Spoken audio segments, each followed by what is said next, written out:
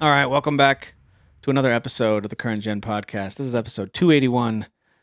My name is Tim. I'm here with Dan and Kyle. Guys, we wore the same clothes all week. That's why we These look are the the same. only these are the only clothes I own. So Yeah, Listen, times are tough, all right? times are Times are tough. tough. That's right. got a lot of video games That's to buy. Can't be out there buying I clothes. know. Can we get more clothes? Can't wash them. That's for sure. But yeah, we're back. We're going to talk about what's coming out the rest of this year. Last week we touched on our favorite games so far, and also just some of the games that we know got crazy good reviews. So if you missed last episode, go check that out as we kind of reviewed sort of a game of the year watch. What are some of the best games of 2025 so far? This year, we're going to turn our attention forward and see what is yet to come for 2025 on the calendar here. Full disclosure, we're recording this before Donkey Kong Bonanza releases. So that is why you're not getting our first responses and reactions and impressions on that game. But I promise you, at least a couple of us are playing it right now. We're just traveling and can't record our thoughts on it yet. Next episode, we'll give you all the Donkey Kong thoughts you can handle. Maybe more than you can handle. Yeah, So, I might even eat a banana while we talk about Donkey Kong. dude, that is such a good idea. That is I absolutely might become a banana while we're talking. Will become a banana. You know how to take it to the next level in a way that I Wow. can't. I think that's incredible. Oh, You just did this there. guy, you got to do things. Yeah, I love it.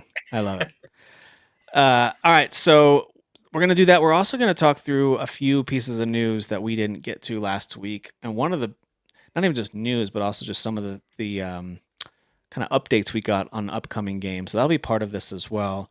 So we'll close out with that. We'll talk through, some of those news headlines that jump out at us. And one of the reasons I want to wait till the end for that is because a lot of this is previewing games, and some of the news is about those games, whether it's Mafia, Old Country, or Ghost of Yote. So we'll talk about those things as we work our way through the preview for the rest of 2025. So for the sake of kind of just getting things rolling here, we're going to just kind of go through this calendar. I'm focusing in on games that have a specific release date. At the end, I do have a list of a whole bunch of games that were given 2025 as release windows, and maybe even we've been told like winter or holiday or something. We just don't have a release date yet, so we'll go through those quickly at the end of this list as well. But this is a chance to do what I know we all like to do. That's get hyped. What's the thing I'm excited about? Dan was just saying this before we recorded. What is the thing I'm getting excited about next? I know there's some games there, but what's the thing that I'm amped about or potentially could get more and more hyped for? So we'll dig into some of that. But the first one that pops to mind, for me at least, it's got to be DK. Donkey Kong Bonanza, which of course, by the time you're listening to this, is already out. But that is the next big release that I have sitting here as I'm looking at the schedule. So I'm assuming this is something that both of you are excited about, at least to a certain extent. Are both of you planning on playing this? Yeah. Absolutely. Yeah, big time. Yeah. I owe it to my Switch too. I pre-ordered it, which I don't do a whole lot these days, but I did pre-order this one. That way it's ready to go. Also, they shared later on that this is the team that did Mario Odyssey. It is, which is even more exciting because that game that's the best 3D Mario game. Like in my opinion, it's amazing. So yeah, and both of them feature Pauline, different. Right? Like it's not like a it's a platforming game, obviously, but it's not Mario. So it's just like it is cool that we're getting something so unique and different from that team. Yep, agreed. Yeah, this to me it looks like it's got that magic that Odyssey brought. Not that I didn't expect it to, but this looks like this is way above my expectations. If you were to have told me, hey, they're going to put out a 3D Donkey Kong platformer, I'd be like, all right, I've seen that I know before. where in my mind that what that means, but yeah, when you actually see it, you're like, oh, okay, no, it's a bigger deal than I'm making it out to be. Yeah, it looks really well. fun. I know some people like DK64, but I'm pretty sure that's kind of like, they could have It's not a good game. Yeah, it's not a good game. Yeah, it's definitely a game that people like to look back fondly on, but it's not winning any gameplay awards. Like you can revisit Mario 64, and even with its shortcomings, you're like, this is still pretty special. Yeah. Right. You can revisit Donkey Kong 64 and be like, I don't know if I can finish this. Like it's too it's just not great. Let's put it this way. I think if we heard that Mario 64 is being remade, we'd be a lot more excited than hearing that Donkey Kong 64 is being remade. Yes. Yeah. Sure. Yes. Yeah. That being said, True. this looks like it's taking a lot of the pieces from whether it's DK64, maybe even I don't know if we'll see that they take some hints from Banjo-Kazooie, maybe even, but definitely Mario Odyssey, of course. A lot of creativity. They're adding more personality to it as well with this young Pauline who's going to be your little sidekick throughout this game and adding some of her powers to what DK can do. And yeah, it looks this is kind of the family-friendly Last of Us. You know, you have a father figure and the daughter figure adventuring together. And right. yeah, I if can't there's wait till any golf Pauline has clubs to that show up kick in this the game, I'm face. turning it off. Can't That's all I'm wait. saying. Yeah. If there's any golf clubs, the I'm out. Pauline stuff I was shocked by. Yeah. I was shocked by the Pauline stuff. The transformations is really cool. Yeah. Look at him. He's just hauling ass over that water. In case you ever wanted your Donkey Kong to be a zebra, they got you covered. Yeah, Finally. I did want that. Finally. Yeah, I did want that. For sure. It's about time. Yeah, so that to me is like that's the big summer game I've been looking forward to. This is not at all disparaging like Death Stranding 2. I just never played the first one. So to me that wasn't one I was counting down the days until, but this is much more in that vein of one that I'm like, ooh, I can't wait to play this. I'll be playing it on the airplane, I'll be playing it at our maybe not on the beach. I don't want to ruin my Switch 2 just yet, but at the beach house, I'll be playing it. Yeah, sure. Ooh, while I'm laying there like trying to move. Ignore the sunburn. I'm going to be playing this. So I'm looking forward to it. All right, so that's a day. It sounds like that's pretty much day one for all of us to whatever degree we can. Absolutely. We're going to play that one as early as possible. Look at these kooky characters. I'm in. Look at this. I know. Well, the next day, I'll be grabbing this one. What do you guys think about this really unique take on the Pac-Man world that is Shadow Labyrinth? Very interesting. Very interesting. Very interesting. Yeah, I think the reviews are going to help me decide if I purchase right away. I don't really know what to think about this. I know this is like there's like an anime episode in that TV show on Amazon that came out like a couple, whenever that came out. Yeah. So if you want to get a vibe check on the world, I guess there is content out there that you can look into. But yeah, I don't know what to think of this game at all. I think I'll have to wait until one of y'all tell me what it is because it looks very bizarre. It really does. And hey, it's coming to Nintendo Switch 2, as you see here with their trailer they just put out a little bit ago. Mm-hmm. So it is confirmed for Switch 2, which makes sense. But yeah, when I see a game coming out that looks dark and it looks mysterious and boss fights, and I see Bandai Namco, Pac-Man is the last IP that I'm thinking this is going to be. Sure. But that's what makes it intriguing. It's like, what are they going to do with just Pac-Man? Yeah. Like, it's like, but like, I don't know. It just looks, it's interesting looking. It's a Metroidvania. Like, it looks like a Metroidvania. Yeah. The G hosts awaits. The ghosts are G hosts. I don't know what's going on. All I know is this looks fascinating, and I'm intrigued. Color me intrigued by this one. Yes. A couple other games that are coming out that we're seeing re-releases of are things like Super Mario Party Jamboree will be coming out on July 24th. So those first two one was July 17th for Donkey Kong, July 18th for Shadow Labyrinth. Those will both be out by the time you hear this. So you can go check those out, see the reviews, see what people think. And then this coming week, we've got Super Mario Party Jamboree. So it's the Nintendo Switch 2 edition that it says plus Jamboree TV. I actually don't know what this means. Is it more content? It's a new mode. It's a new mode, yeah. More content. Yeah. Okay. Yeah. Okay. It's like a game show hosted by Bowser, so it's like mini game focused, and I don't know how it's going to play out exactly, but I I'm kind of like the way that sounds. On all that. Yeah. Me and my friends we're getting ready for such a toxic time. We've been talking so much trash to each other about this game. Like, I already told one of my friends, I was like, I just want you to know, because I hate you, I'm going to steal every one of your stars, even if you're in last place. And it's going to feel personal. You're going to feel attacked. And I'm going to make eye contact while it happens. I'm going to be, I just want it to be, I'm just transparent about, like, I'm coming for you, buddy. Yeah. Just look at him like that one Sam Jackson meme. Yeah. His eyes only. Just like staring him down. Yeah, I love that. It's gonna be awesome. I love Nothing breaks up a family or friendship more than Mario Party. It's true, and nothing breaks more controllers as well, depending on the mini game. Ironically, I know how many times usually Mario I spun related. around that controller for the N64, just like trying to spin it real fast with my palm. Yeah. You're right, Dan. It is weird that Mario is the foundation for a lot of like ruined relationships, whether it be like Mario Kart, Mario Kart also, right? Yeah, absolutely. Yeah. Or even when they introduce like co-op to like the side scrollers, you could like jump off each other and sacrifice each other in pits and stuff like that. Like there's just a lot of like Mario being the foundation for hating your friends, you know. So I'm excited. Very true. Yeah, good reason to be excited. Also, check out this one. This is one that's hitting Game Pass, but you can also buy it on other platforms. That same day on the 24th of July, this coming week here, and that is Wu Chang Fallen Feathers is arriving. Oh yeah, keep forgetting about this one too. Any Chinese, character action game. There's so many of them right now. I'm playing all of them. Every single one of them I want to play.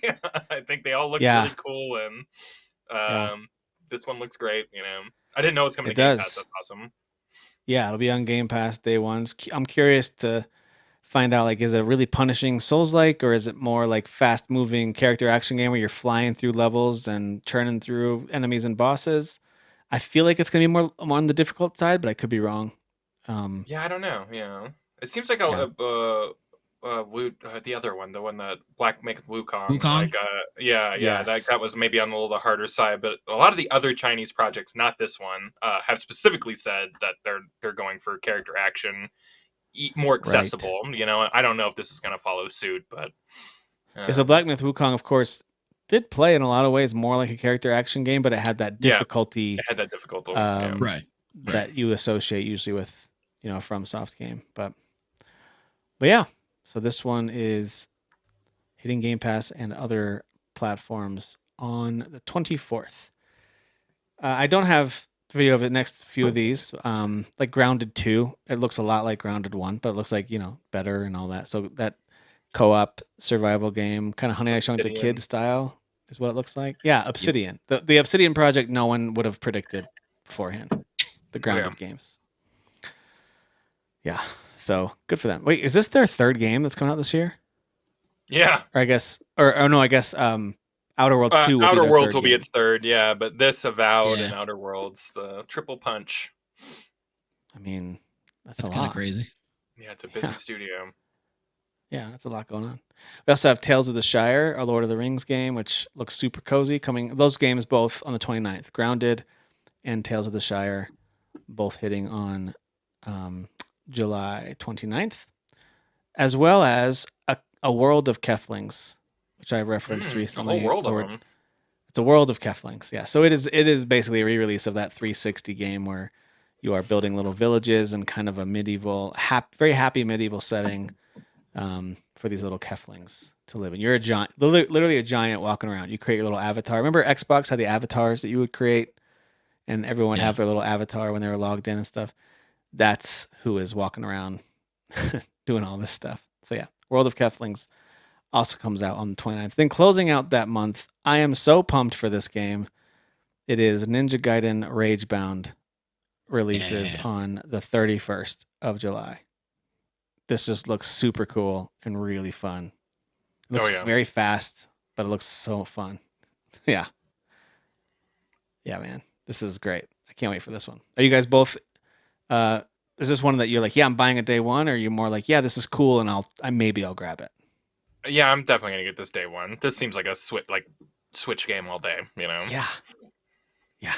This looks like Switch. Yeah, I'll get it eventually, but I definitely want to try it because I mean, what was the other ones that they did? The Messenger, the street. Didn't right? Yes. Was it Messenger? Oh, the Messenger, I think. Yeah, I think it's the Messenger. It's either they did this one or they're doing the Ninja Gaiden one. I guess there's a lot of ninja side scroller games coming out. So it's the Game Kitchen is the company that did it. EMU. Yeah. So there you go. Also, so that's the end of one. That's what it was. Oh, the new Marvel one. Yeah, we'll talk about that one coming up too. Very excited. Also coming out in the next few weeks. So this is moving into August. We've talked about this a lot. I know all of us are pretty excited for the new Mafia game, the Old Country, to give this one a whirl. I am hopeful that it's not so like all like lengthy and crazy that's going to take over my life for weeks and weeks. This is one that I want it to be a nice, clean 10 to 15 hours. They said it was going to be about 14 hours long. Perfect. Yeah. Perfect. And that's not because I don't want to spend time in this world. I bet you I'll love it. And I kind of want to end a game like this wanting more. You know what I mean? These games flourish when they're focused. And I like 3, but it's kind of a dig at 3 a little bit, which is bloated with like open world, modern day stuff or whatever. It's still a very good game, but like 2 and 1 have a very great way of just telling you a story. And you just go to the next mission. That's all. That's right. There's one thing to do. And you do that next. Yep. Yeah, I'd be shocked. This is very much a Kyle game, and I'd be shocked if this one doesn't like end up very high on my top 10 list. So it would really. As we're talking about our top list, I'm like, this is gonna be up there for sure. Yeah. It looks very cinematic. I'm already intrigued by who each character is. Seems to be very, very well made. So I'm pumped for this one, without a doubt. Yeah, can't wait for that one. All right, and then I actually didn't know about this until I was putting this list together, but on August 14th, we're getting a definitive edition of Warhammer 40K Dawn of War, that RTS game. Are we? This is like considered one of the greatest RTSs of all time.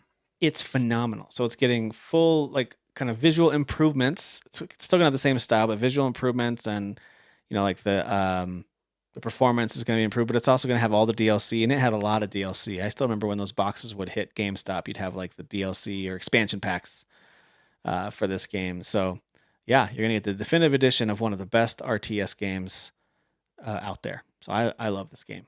So I'm pumped for that one.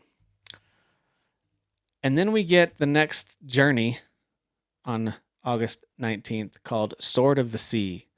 I only say next journey because I'm pretty sure it's the same company, and the character looks a lot like the character from. There you go. Yeah. It's the same. Yeah, same day.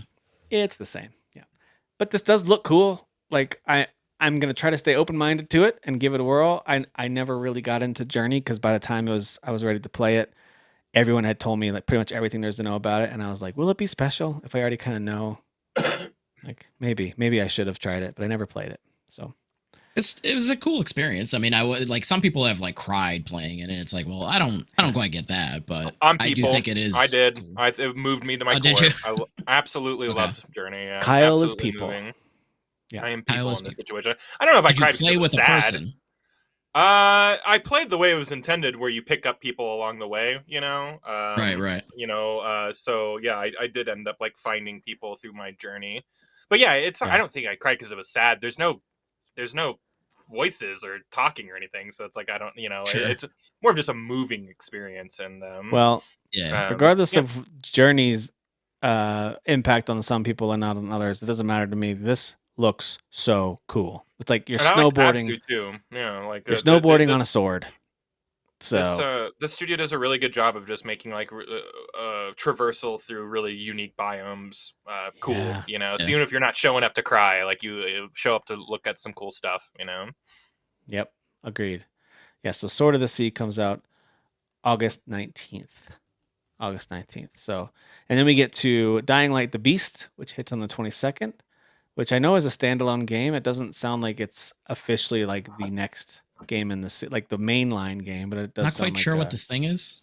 It started as DLC, and then the idea got too big. I don't know. Okay. Remember like when Far Cry came out, and then they did like Far Cry. Sure. I forget what it was called, but like Predator, I think it was called Far Cry Predator, or something like that. No, Primal was the one where you go back and like where you're playing as like tribal people or whatever. This is like. Right. It was like a spinoff of like the first game, and like you have powers, and like that's what reminds me of is like now you have powers in this game and stuff like that. I don't know. Dying Light, that series, every time I play it, like I really want to get into it, and it's always just a broken mess that pisses me off. So, not gonna play this one. Yeah, I feel like Techland has some really good ideas. It just as a dev company, I just feel like. For me personally, it never quite hits the level that I need it to for me to really be hooked. Some of the parkour ideas are really creative, and some of the world building ideas are really great. But when it comes to the game, the gameplay, the moment-to-moment experience, I've never been like, "This is incredible." I've always been like, "Oh, okay." Yeah, I always say game-breaking bugs where I literally can't play anymore, like because my character is like stuck, Oh dang. like in between like loading or something. Like Dying Light 1 and 2 both did that to me, and I was just like, I can't do this anymore. But they are that fun. sucks. Yeah, they're cool, like nightfall mechanics where like it becomes nighttime and the game becomes like really spooky. So Yeah. yeah, The nighttime stuff is pretty excellent. All right, and then moving through August, on the same day, we have Microsoft and Sony extending olive branches to each other. Sony will be getting Gears of War Reloaded, and Xbox will be getting Helldivers 2. Look at that. What a world. What is this timeline? Everyone's getting along. You can make the argument that the Gears of War one is a much bigger deal. It's a much more significant exclusive IP to Xbox for so long. So to me, that's a much bigger deal. That being said, it is still kind of cool to see these previously exclusive IP crossover. I do want. It's interesting that it's on the same day. I wonder if they planned on that together somehow, or if there was just a serendipitous, I don't know, chance of that happening. I don't know. It's just still insane to me. It's just wild. Yeah. August 26th, both of those games will be hitting opposite consoles. So I think, of course, the bigger impact is going to be Gears of War hitting PlayStation. There's going to be a gigantic new audience for that series. Yeah. So I'll be curious to see if that does more for that franchise, if that IP all of a sudden hits enough of a bump that they like prioritize the next game or decide to make more of the Gears of War games multi-platform. So we'll see. We'll see what happens with this one. This one I didn't know anything about. That also drops on August 26th. I love finding little games like this that I didn't know existed. But this is called Space Adventure Cobra: The Awakening. You guys familiar with this one? Mm-mm. No. Already in. Saturday morning cartoon. Yeah. Saturday morning cartoon. Yeah. Already in on the looks. I believe it's. Yeah, so there you go. There's Cobra. But look at this, like side-scrolling Saturday morning cartoon look. It looks awesome. Wait, is he like Mega Man? He's got the arm blaster. Looks like definitely looks like Mega Man. Yeah. I mean, not aesthetically, obviously, but no, but yeah, like him. But yeah, it's an iconic anime Mega Man series. Being a blonde boy. You don't remember that thing? Yeah.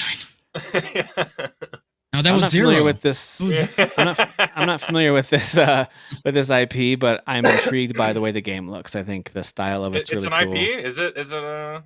Yeah, it says it's based on one of the most beloved animes, which I don't know anything about. Okay. Yeah, I was gonna say it has like an '80s anime vibe to it. It kind of does, yeah. Yeah. Cool. I think this looks great. Yeah. So I think this one looks really fun. Space Adventure Cobra, and it hits, I think, every platform. Let's see if it says it at the end. Oh, at the bottom here, it's kind of hidden, but PS5, Xbox, Switch, and PC. There you go. So it's coming to everything. Nice. Yeah, so that one looks like a lot of fun. I love little games like that pop on my radar that I didn't know were happening. So we also have Super Robot Wars Y coming out on August 28th. I don't know much about that series. I've been playing this series since the Super Nintendo, and they never came over here, and you had to import them, and the PlayStation. And so, like, I've been importing these games for 30 years. The last few have to come out properly here, so I'm just really excited for this to come out. It's basically just like every anime ever that has mech in it is featured in this game and their pilot, and like it's just like a hodgepodge story of like a bunch of stuff going on and universes bleeding together. Sold. And yeah, Dan, you would love this. Yeah, you would recognize. Sold. You wouldn't recognize every anime, but like there's going to be a handful of them that you're like, yeah, I've watched that. Yeah, I've watched that. Yeah, I've watched that. So, or I've heard of that at least. So. Yep. That's insane that literally has only started to exist more recently, because that sounds amazing. Yeah. It's very popular games to import. I'll tell you that. They've always had a very big following, but yeah, it wasn't until like mid 2010s that they started coming out here like properly. Very excited for this. A couple more games in August, then we'll pause and I'll see what you guys are pumped about for the next month and a half or so. We've got Kirby and the Forgotten Land is getting the Nintendo Switch 2 edition, plus a new campaign called Star-Crossed World. So there's more content there for you if you get that full Switch 2 edition. Great game. I know my son especially I loved. never played. I Kirby missed game. it, so I'm excited to Yeah. get to play it. And something y'all might not know about me: Kirby 64 was my favorite mascot like game on that I console. didn't know that. So yeah, Really? so it's like I am a Kirby guy. I just You're a didn't play Kirby this one guy. for whatever reason. Yeah, I think you'll love it. I did play some co-op with him, but mostly he played it. It is a blast. It's a really good time. I remember playing the Dude, demo. Forgotten Land is awesome. Yeah, yeah, really Awesome. good Yeah, game. I'm excited. Really. For whatever reason, I'm excited. I totally skipped it and ignored it so I could play it in 4K. Yeah, now you can So, get it. and You I can get didn't. a Not brand a new just experience. a happy accident. Yeah. Yeah, because it's already a very fully built out game with plenty to do, and now you're going to have a whole additional campaign as well in the A lot of StarCrossed content ready world, for which me. is great. Dude, that game gets so anime towards the end. Like I'm not even Does being it really? sarcastic. It like Damn, gets stop selling it to me. I'm already sold. just goes full anime, Kyle. That's awesome. Well, do you guys remember that game? It was from like a group of, I want to say it was like student devs or brand new devs called Pine from like 5 years ago or more. This sounds familiar. Yeah. Pine, It sounds familiar. it had a cool look to it, got a lot of, I think, support early, but then when it released, it was really buggy and really, really not well performing and all that stuff. Anyway, I remember I tried it too and I was like, oh, cool concept. And boy, it did not deliver. Anyway, that team was hard at work. I guess they've updated it a bunch. I think it's got, much more positive thoughts since then. Well, they have a new game coming out called The Nightling, where you're this character who uses this big old shield for all kinds of stuff, whether it's fighting, throwing, or sledding on. But it looks like a fun kind of platform action adventure I game love with the art kind of style. yeah, like goofy characters and art style, and I like the way the main knight looks with his. He kind of reminds me of what's that Looney Tunes character where all you see is his eyes. The design just reminds me Martian? of that No. guy. Marvin Martian? No? I don't know. Do you see his face? No, I can't remember. But I just feel like there's a character that you can only see their eyes. Also, a little bit of like Vivi Possible. from Final Fantasy IX, where all you see is like the little eyes on it. Yeah. Mm-hmm. So, but it looks like there's a lot of personality, a lot of heart, and I'm all about a fun platform action adventure. So yeah, I'm intrigued. I'm intrigued by this one. This one drops on August. What was that? 28th. There it is. August 28th. On A lot of all 28th platforms. releases. Yeah, nothing else big on August 28th, I don't think, guys. I think we can keep moving to But just move on, yeah. Of course, we have Metal Gear Solid Delta Snake Eater arriving on August 28th.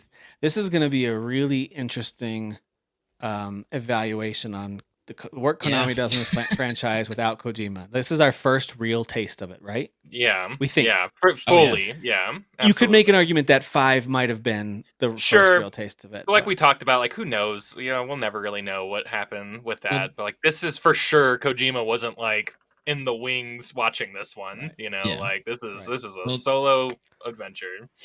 Yeah. There was that spin-off. Was it Survive? Oh, Survive. Yeah, Survive. Yeah. So technically there was that. That did not do well. Yeah. That was not a good showing. It was weird.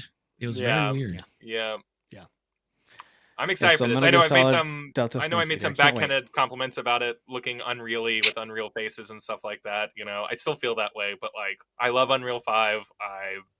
This is going to be a great game. I hear it's mostly unchanged. I do wonder if adding a whole bunch of new game or new world quality of life mechanics just makes the game too easy. That's kind of what happened with Silicon Knights, Twin Snakes. Like adding a bunch of Metal Gear Solid 2 mechanics into Metal Gear Solid 1 just made that game a breeze. But like, I don't know, is that bad? Or like, I don't know. I don't really care. Yeah, I've played that game. I could beat Metal Gear Solid 3 with my eyes closed. Like that game is easy to me, because it's just part of my DNA. So I don't know. That's not going to be a qualm for me. Yeah. Yeah, I can't wait. I think it looks amazing, and I'm excited to revisit what is I currently herald as my favorite Metal Gear Solid game in the franchise. We'll see when I replay it, or when I play this version of it, if it maintains that for me personally. But I don't know what Delta is supposed to mean. I know that's not a number. I think they tried to explain it, and I didn't retain that information. I mean, the symbol kind of looks like a triangle with 3. I guess you could say it's 3. Yeah. I don't know. Yeah, I don't know. Whatever. Yeah, heaven forbid you just call it Metal Gear Solid 3 Remake. Don't do that. Yeah, You got to make know. it weird, which is very Kojima. So I think maybe they're trying to capture some of that, I guess. Yeah. Yeah. I will say a lot of people are going to be like, "What the f is Lale Lule?" Like, there's going to be so many people playing this for the first time that have no idea what any games. It is not the game. I will die on the hill. This is not the game to start first in the franchise. People are all sorts of feelings about that, but like I'm just like, it's like watching the Star Wars prequels, and when C-3PO goes, "You'll never get me in one of those dreaded starships," and like, if you didn't see 4, 5, and 6, you don't understand it's a funny line. Like, yeah, you're like, so what's his deal? Yeah, right. Well, so that's a pretty exciting way to wrap up the month. Except there are a couple more games, real quick, to wrap up the month right after that, and that is Lost Soul Aside is arriving from the China Hero Project, published by Sony. Finally. Very excited for this. And I know you guys, this is definitely a Dan and Kyle game. I'll skip ahead here a little bit so Final Fantasy coded. Well, it's insane because, again, this guy got scooped up by Sony. Oh, he was a single dev just by himself, and then the Sony really liked what he was showing off, so they were like, "Hey, we'll back you up financially, give you a team and a bunch of money." Yeah, a little bit of a team there, and it was originally very inspired by Final Fantasy Versus 13, which became Final Fantasy 15. If the main character doesn't give that away because of the dark colors and the hair, dark hair, Noctis, very Noctis coded. So, want a coat? It is the same character model for the most part. Yeah. But how it looks now versus then, because then from what I remember, it was a little bit slower. It wasn't as fast as it is now here, and sharp and polished. So it seems very polished for a game that started as a small thing. Yeah, it does. It looks great. Yeah. Yeah, this looks like a lot of fun. So this hits PlayStation 5 and PC on August 29th. Lost Soul Aside. I like to get to the title screen. There we go. Yeah, so that one looks, of course, incredible. And then also that same day, we have another side-scrolling ninja game called Shinobi Art of Vengeance, which I think looks awesome. So we're going to have two within 1 month. Within 30 days, we'll have a Ninja Gaiden and Shinobi game. Crazy side-scrolling OG Ninja franchises coming out with something. Right. Dude, this is the year of ninjas / It is. It really is, yeah. Did y'all ever play the Shinobi game on PS2 that was so brutally hard? I didn't know that one. Oh, it was one of my favorite games. You had the long scarf that got longer as you killed people and stuff. Oh, it was so cool. And there was a spin-off too. There was the female one, right? There was a female one, yeah. I forget what that one was called, but yeah, also very, very good. Red Scarlet or something? Something like that, yeah. Yeah, so this looks like a lot of fun. I like the art style here too. I like that they're going for more of this painterly style as opposed to a pixel art. So we get two very different looks and feels for these kind of games too, which I like. I like that. Yeah. This actually reminds me a little more of the Mark of the Ninja game from Clay Interactive, the visuals at least. Love Mark of the Ninja, so good. So that one's much more, of course, stealth focused, and this is very actiony. So, yeah, this looks like a lot of fun. I'm excited for this one. All right, so that is it for games from now through the end of August that we have solid release dates for. What are you guys feeling most hyped for from the ones we've just gone over? What's at the top of your list of I guess we'll say besides Donkey Kong, since that's technically out by the time we're recording this. That's probably up there for me. Yeah, that one's the top one for me, I think. Definitely Metal Gear, because Metal Gear, much like Kyle, but Kyle's more knowledgeable in the series, remembers stuff, but I love Metal Gear so much, and I just haven't been able to play it in so long because it's it kind of got stranded on older stuff. Yeah. So it's them releasing the collections too has just been so wonderful, because it's I finally get to replay these games that I fell in love with starting on the PS2, because I had a demo for Metal Gear Solid 1, and I was oh, this is cool, but this is really hard. I was kind of too young. Yes, yeah, exactly. And then I got older and got a PS2, and Metal Gear Solid 2 was actually my entry into the series, and I was this is amazing. And then eventually played 1 and got 3, and just Metal Gear's amazing. So Metal Gear's awesome, and I'm excited for it to be in the talks again. You know what I mean? I'll get to talk with people about Metal Gear Solid 3 again, which, you know what, is great for me. That's awesome for me. Absolutely.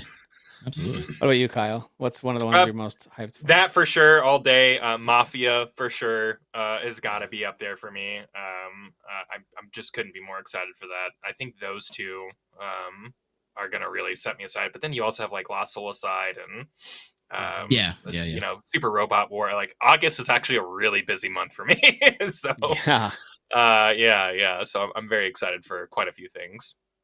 Yeah, that one's August is looking super full. Yeah, for me, it's definitely got to be Mafia: The Old Country.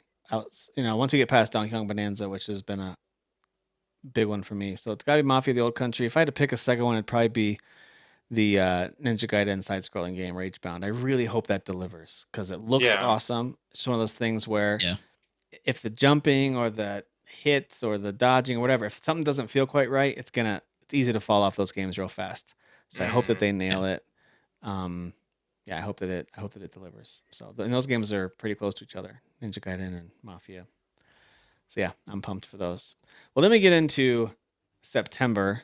We have a couple of new games that I don't think we've talked about a lot since like Summer Games Fest, but this one's called Hirogami, and it has this very kind of realistic origami look to it. I think it looks amazing. I like this. Yeah, I think this is really cool. Great. I haven't seen this. Yeah, the design of this one looks great. Kind of reminds me of what's that paper game that like the Little Big Planet studio did? Tearaway. Yeah, that's exactly what I was thinking. Yeah. Yeah, little origami frog who's got to go flat sometimes as you're making your way through here. That looks cute. Yeah, this one looks like a lot of fun to me. Very creative, and the art style is great. It's got this almost stop motion, realistic look to it with paper, but also very stylized. It's very neat. I think it looks great. And that one comes out on, I think it's September 3rd is that one. So Hirogami looking fantastic. Can't wait for that one. And that hits, let me see if it says, I know it's on PC and PS5 on September 3rd. So there you go. Although that would be a great Nintendo Switch 2 one if they put that out there. Yeah. Everything should be on the Switch too. That's my take. Yeah, come on, people. Come on, people. Everything. Then we have Hell Is Us coming out on September 4th. This is one that has a lot of excitement around it. It has shown off pretty much every time. It's been a home run in terms of trailers or any kind of previews around it. There's a lot of people super psyched for this one. This trailer was from earlier this summer when there was a demo available. The demo is no longer available. That was just a short trailer. My bad. I picked the wrong one. But anyway, go look up some gameplay from Hell Is Us if you want to see more about it. There's been a lot shown on this game already. So go give that one a look. The visuals are incredibly striking. Some of the enemies look really cool. But what I really appreciate is like their commitment to how exploration works in the game. Yeah. They have a no waypoint creed. They're like, you'll never know where to go in this game. You just need to go. Or like it's more with the context clues within like you talk to a person and they're like, something in the environment. There'll never be like an arrow on your thing. Yeah. But like, so you can talk to people and get some directions. And then like you look behind her and it's like, oh, that's what she's referring to over there. She like described it and it's over there like in the background. And there are like obvious points of interest. Like when you're like looking at something, you're like, there's something over there, like Breath of the Wild style. Like, let me just walk over there real quick. Yes. I'm just very intrigued on the way that they talk about their exploration. Yeah. Yeah. So that sounds cool. And it looks like Remnant. Like I'm a big Remnant guy. That looks like shades of Remnant to me. Yep. Actually, that's a good point. It does have a Remnant vibe to it, doesn't it? Yeah. Very much so, yeah. Who's making Hell Is Us? I actually didn't look to see. I don't know. I think it's is it a first timer? I think they're new. Like it was. I think they're a new timer. Yeah, but I could be wrong. Okay. Could be wrong, but. Oh, whoops! I hit the wrong button here. I was trying to look up this trailer for this next one because I think it's worth looking at together if I can get it to show up here. So we have a new entry in the, what's it called? Daemon X Machina series called Titanic Scion. Yes.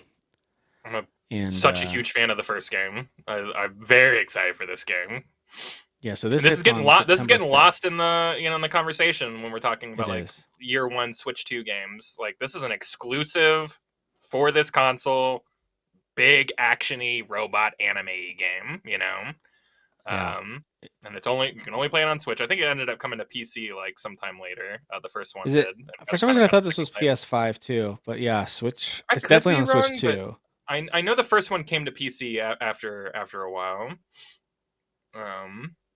So yeah, definitely. According on the to Switch this description from IGN, don't know if it's accurate. It does say it's coming to Switch 2, PS5, and Xbox and PC. Oh, okay. So it's getting spread around a little bit. That's I good. know the first one was a Switch exclusive.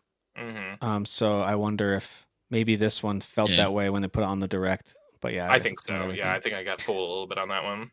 It looks really great though, and what a great Nintendo Switch 2 game. To your point, to look forward to for September 5th. And it's arcadey. You're not gonna get the Armored Core 6, style bashing your head against the wall difficulty. Like this is like very manageable, very fun arcadey, type of game. So nice. Yeah, looking forward to that. So that's on September 5th. That same day, you can play Everybody's Golf Hot Shots. Those two IPs have finally just combined because they did why it. not? They Resident Evil Biohazard it. So it did. That's coming out September 5th. Then also on September 5th, we have another really cool looking throwback game called Terminator 2D No Fate. Terminator 2 is one of my favorite 90s movies. I love that flick. No diss on the original Terminator, but this to me was like the best Terminator movie. T2 was just my Terminator favorite. 2 is so much better than Terminator. It's not even like you're a weirdo if you think Terminator 1 is better. Good building blocks, right? Yeah. Terminator 2 is just like Terminator 1's like an okay sci-fi movie. This is one of the greatest action movies. So it is So a different good. genre. It's still sci-fi, obviously, but it's not a thriller like the first movie Dude, is. this looks so cool. I'm so excited for this game. And you get to like revisit a bunch of these crazy scenes. Yeah. That's it. Yeah. You remember that? That's the big scene. Yes. You remember Boom. that? Boom. I remember this too. Yeah, this looks so fun. Dude, I haven't watched this. I need to add this to the list. I've been trying to rewatch all the like 90s like actiony stuff. I need to rewatch This is Terminator one 2. of the best 4K movies out there. Like the restoration, so it looked like it was shot yesterday. Like it's so good. Yeah. Yeah. Oh, I love this. And Robert Patrick as I forget the number, the T900 or whatever. T1000, evil T1000. He's so good. Yeah, he's so. He good. is. Yeah. It's menacing. So. The thumbs up, yes. Terminator 2D. Spoilers, no he dies fate. at the end. Oh, come on. Gosh, come on, guys. Also, we'll hit. Who was it? Also, we'll hit all platforms, and that is on September 5th. So yeah, please be excited because we are. That one looks great. All right, now to something completely different. I don't know what to think about this game. I'm gonna skip ahead a little bit so you can see.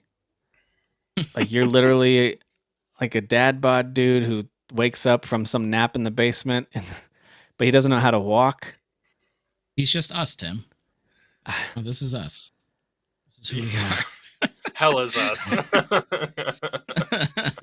Look at him. Look at that. Yeah. Oh I love the British humor going on, right? Yo, yeah, it's very dry. The donkey watching him slide. That is pretty funny. Like this could be hilarious.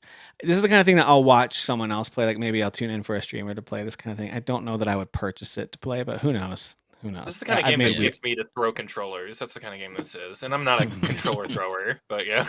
These like purposely like bad mechanic games for the sake of like being funny are so fun to watch, but so frustrating for me to play. And the full body long johns just makes them look so much more ridiculous. Yeah, the whole thing is crazy, but it's happening. That is on September 8th. You can play Baby Steps, and then a couple days later, if Mario Kart World isn't doing it for you, and you're trying to kill time until Sonic Racing comes out, then you can play Garfield Kart 2. All You Can Drift. There's a. I didn't know there was a Garfield Kart 1. If I'm being honest. All You Can Drift. Does there need to be? Does Chris Pratt voice Garfield, or I'm out? He better. He better. Either him or Pedro Pascal. Otherwise, I don't want anything to do with it. That's right. Okay, this is literally just a teaser. True. Okay, so it doesn't even show you the. It's a teaser. It's literally just a teaser. Wow. All right. Okay, so I don't even have any real gameplay to show you. I apologize. The game comes out in like 6 weeks, and I got no gameplay to show you. Well, I'm canceling my pre-order is, now. So that is that is on September 10th, and of course, Borderlands 4. I won't bother bringing up a bunch of videos of that. You can go find a ton of content on that. I'm really excited for this. It's starting to look and sound really great. The impressions that people are coming back with sound great. So Borderlands 4 coming on September 12th. And they moved that up. It was going to be like the 19th or 20th or something like that. And they moved it to a sooner date, which is very rare that happens. So it is rare. Borderlands 4 is happening in September as well.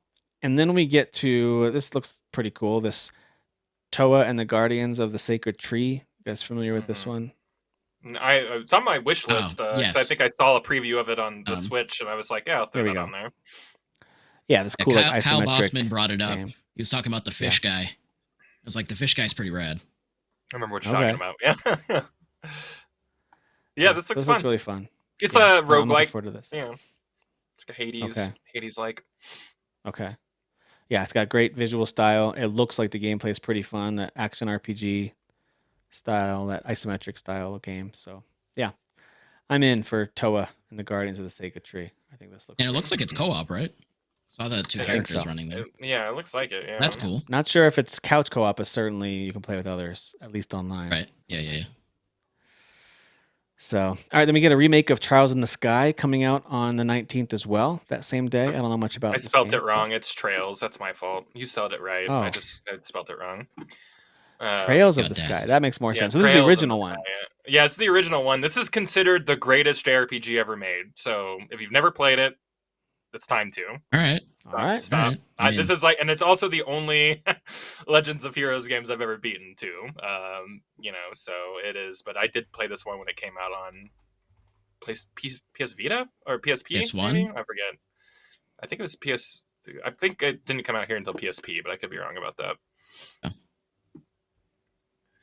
Well, I got this one like already paid off because like people like a lot of the streamers that I know like are obsessed with this series and all the branching stuff with it. This is the best one. Yeah. So and I am too. I play all of them, but like I never beat them. But this one I did beat, and this has got one of the greatest like third act like story twists like ever. Like this game's incredible.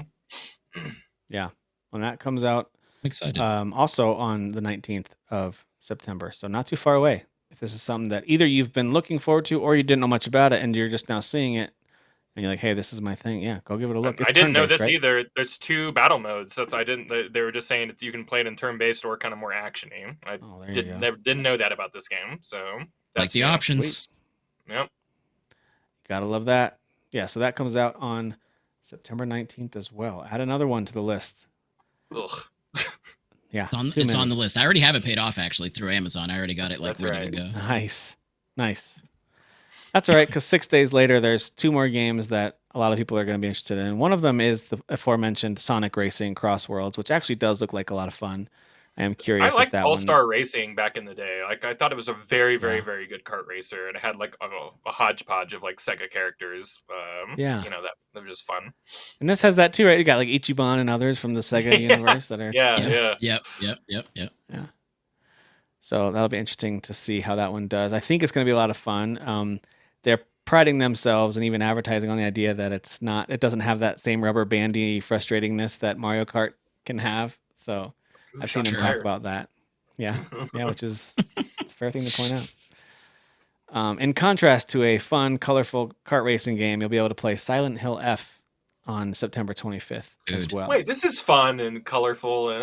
There are flowers and flowery fungusy stuff that's colorful, right? So yeah. But of course, as we've talked about, the visuals the setting in this is what makes it really unique, right? I mean, the fact that it's not Americana anymore. Yeah.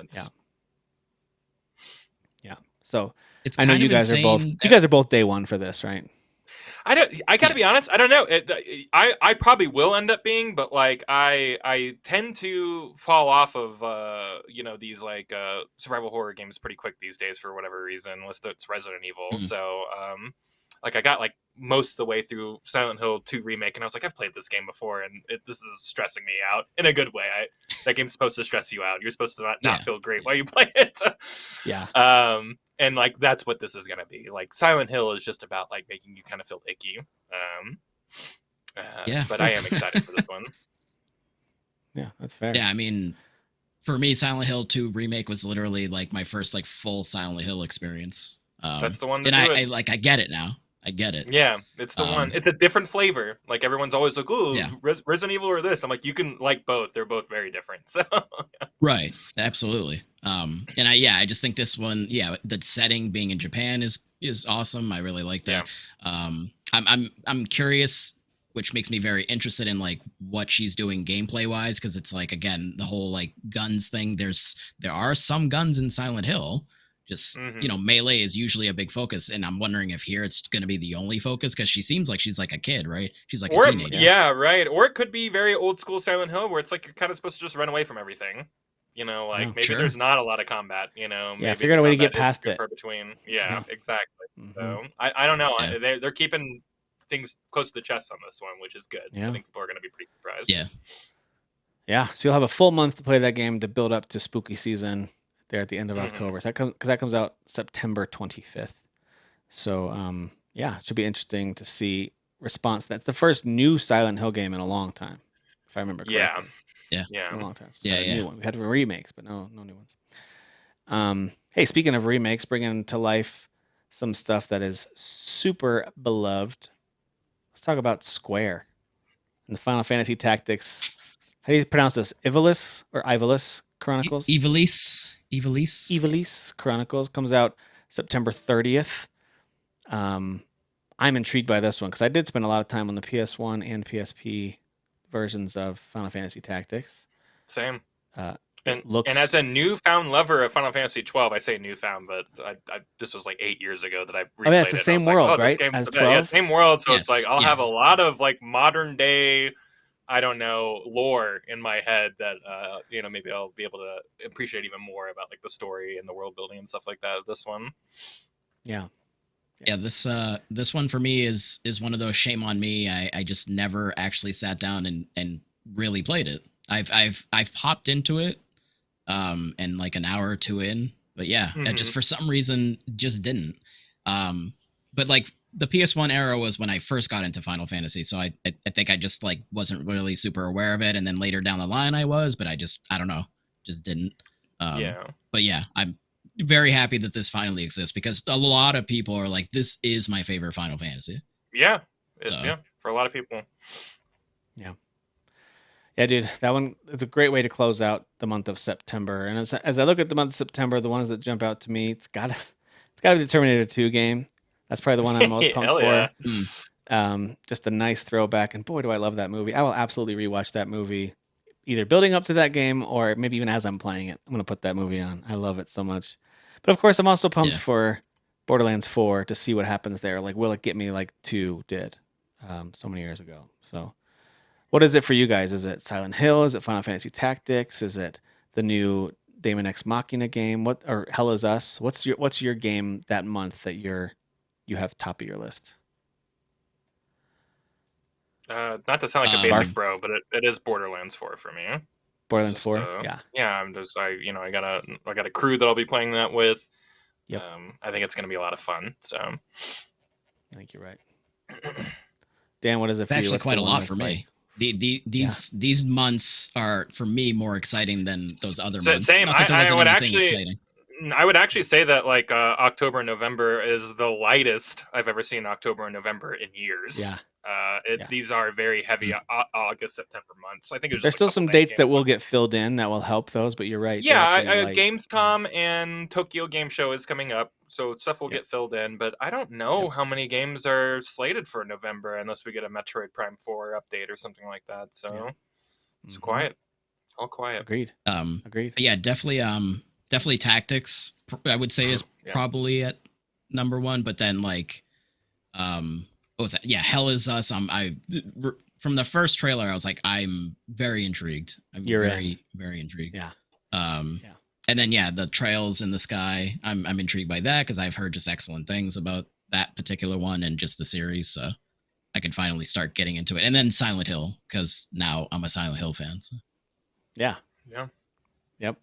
And that's a really unique one in the series too, which is exciting. Yeah. Well, like Kyle said, the month of October is not nearly as full as far as official release dates go. Now, of course, I didn't list everything. If you can go and look up across a bunch of different websites and sources to see all the different releases, or even on Steam, you can go look. There's way too many for us to highlight here, but and that's true of all these months. But I wanted to highlight this one called Neon Inferno, which I thought looked really cool. Speaking of what is this? Like, yeah, this looks crazy awesome. side-scrolling shooter. Oh, yeah, this one looks really I fun. love this. Oh my dude, gosh. look at them behind the cover. Shooting in the cover background. That's sick. 2.5D or whatever. This is great. Yeah, Neon Inferno reminds me of like motorcycle. I don't know, like Sega Saturn arcadey. Like I don't know, it takes me back to those kind of days. Dude, what is happening? Oh my god! What is going on? I'm marking this down. Holy crap! Yeah, Neon Inferno. This looks really unique. So into this. So yeah, this looks the really animations. unique. The animation's amazing on this one. Yeah. Yeah. But I love that it's not just left to right. They're playing like with the back, like the foreground, the background. Yep. Like there's just it's a lot of interesting stuff going on. Yep. And whatever that is, where it's like slowing down time and they're aiming, kind of like that's unique too. Like, okay. It is getting a physical release, but of course it'll be digital as well. Let's see the platforms here at the end. This just looks great. I wanted to highlight this one because as soon as I saw the trailer, I was like, "Dang, this looks amazing." Yep, it's coming to everything. There you go. So Steam, cool. Switch, Xbox, PlayStation. Take your pick. Hitting all of them right at the start of October, which is phenomenal. So yeah, Neon Inferno, and then we get. I didn't pull up a video for this yet, unless you guys want me to. Directive 8020 is coming out. I believe that's the next one from the folks who do the Man of Medan. Remember we used to do that one? The Man of Medan. Yeah. As much as I love Supermassive, I think Supermassive does. Supermassive. I haven't played any of these games. None of them. Yeah. This is a futuristic one, right? Isn't this a futuristic one? I think so. I think that so. one. Okay. Yeah, yes. I think you're. Yes. Yeah. That, now it's coming back to memory. And I know the last one, the one that was like about like the Iraq War people, and they stumble upon like a cave and like monsters or whatever. Like I remember Jeff played that one. He loved it. I loved The Quarry, by the way. The Quarry was a good time. love The Quarry. Yes. Yeah, but that's one of their big games. This is like one of their side, like smaller. I think but it's got some notable actors in it. Like the lead actress. I remember she was in like Matilda. This girl right here, Turner Smith or whatever. Yeah, she's fantastic. So she's great. Yeah, they got some good actors in it, but. Yeah, we'll see. We'll see what happens with this. I mean, we had great actors also in the great looking Alone in the Dark that turned out to be real bad, apparently. Yeah. So we also had great actors cast in that. So you never know. Shame. Yeah, this is Directive 8020, which arrives on October 2nd as well. So there you go. Looks pretty good. I believe that is a PS5 exclusive. So. Okay, cool. Go check that out. Okay. All right, so we had I guess it was a state of play about the Ghost of Yotei that aired recently. I know we're a little late to the game to react to it here when this episode is coming out. I haven't watched it yet, so.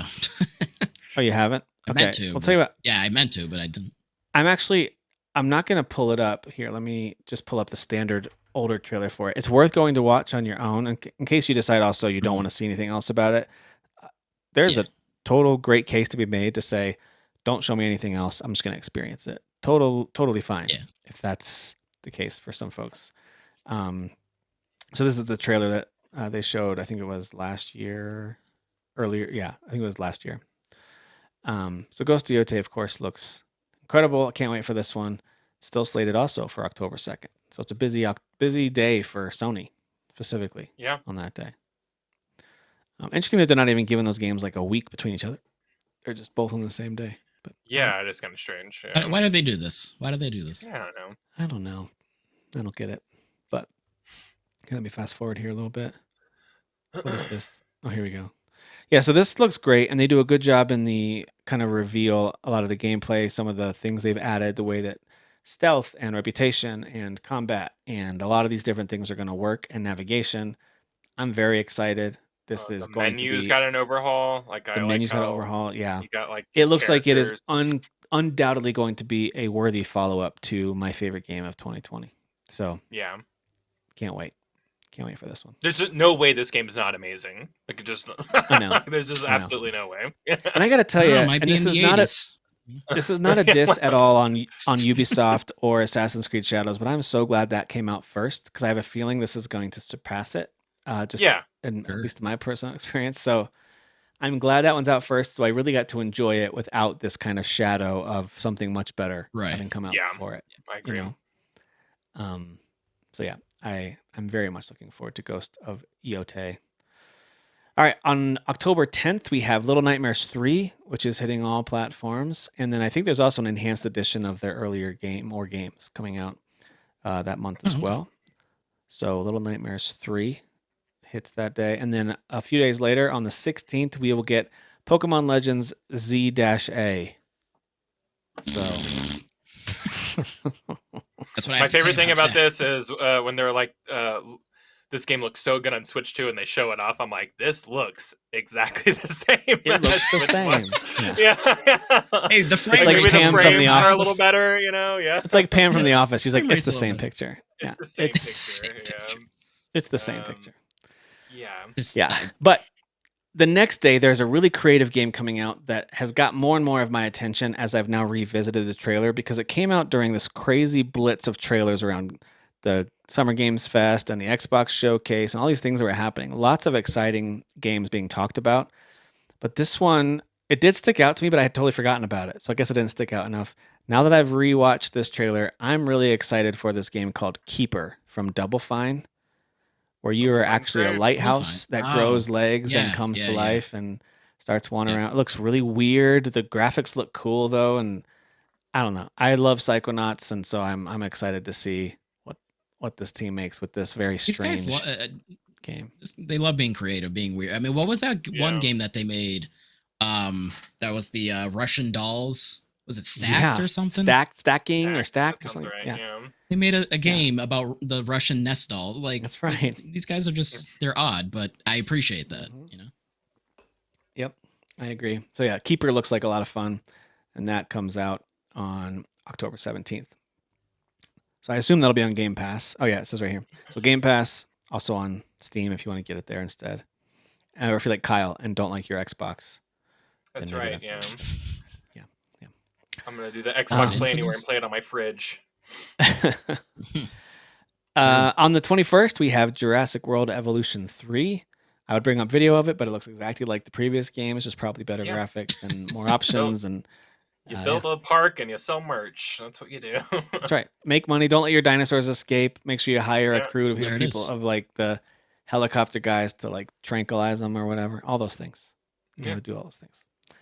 Really, really fun business management zoo-like games, but it's the perfect IP for this genre. For sure. Yes, for sure.